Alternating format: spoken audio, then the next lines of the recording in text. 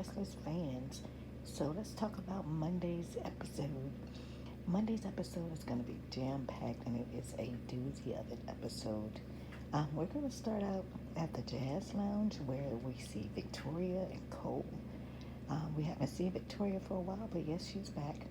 They're going to be sitting there talking about their relationship, and Victoria is going to try to convince Cole to accept the job offer that Victor offered him.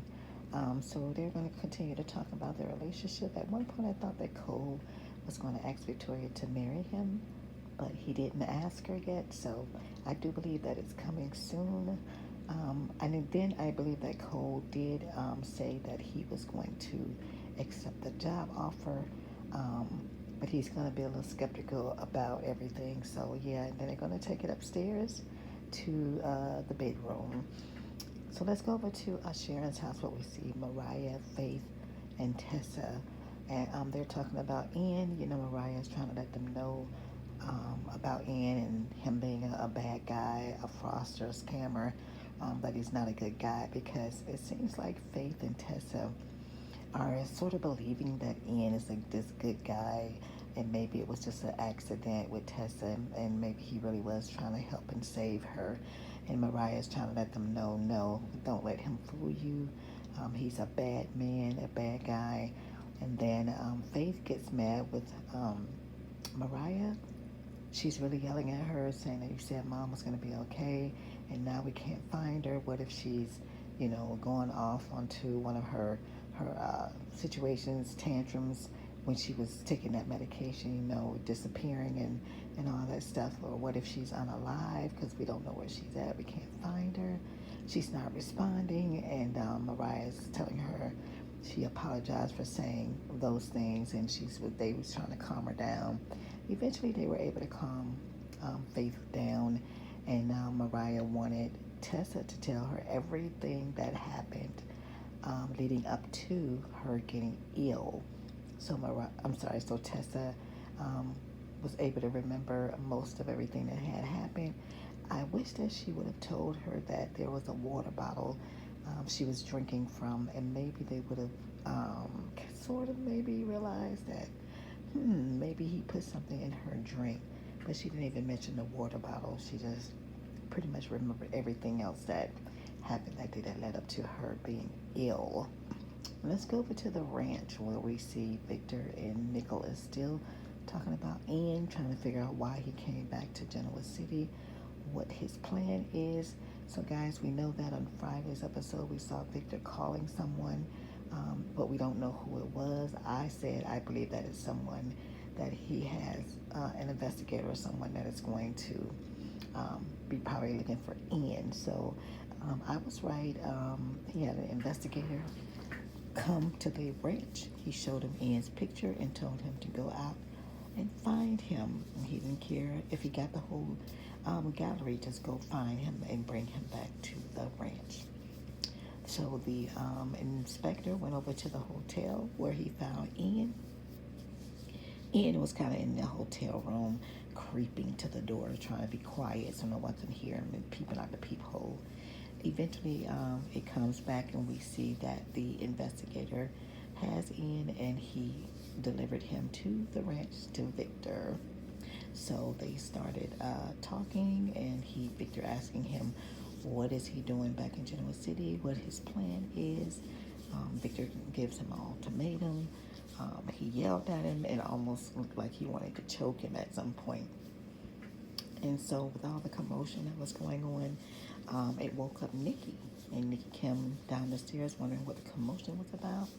And she is startled and scared, and she sees Ian and says, why is he here? And then at that point, Nicholas told her to come over there where he was, and Nicholas took her somewhere. She wasn't in the room anymore. I think he took her maybe to a different room or maybe a patio or something. I'm not sure. And so Victor wanted Ian to just leave at that point, and told the investigator to escort him out and make sure that he follows his every move. So we go and we see Jordan with Sharon down in that sewer, dingy, whatever place it was that she has Sharon caged, well, locked, I'm still not say caged up, handcuffed to some, some, a pole or something, or whatever you want to call it. I got her handcuffed down there, and so she's just talking and going off and mentions Nikki's name. And so then she's talking to Sharon. Sharon's still knocked out, but she's talking to Sharon because she's letting her know that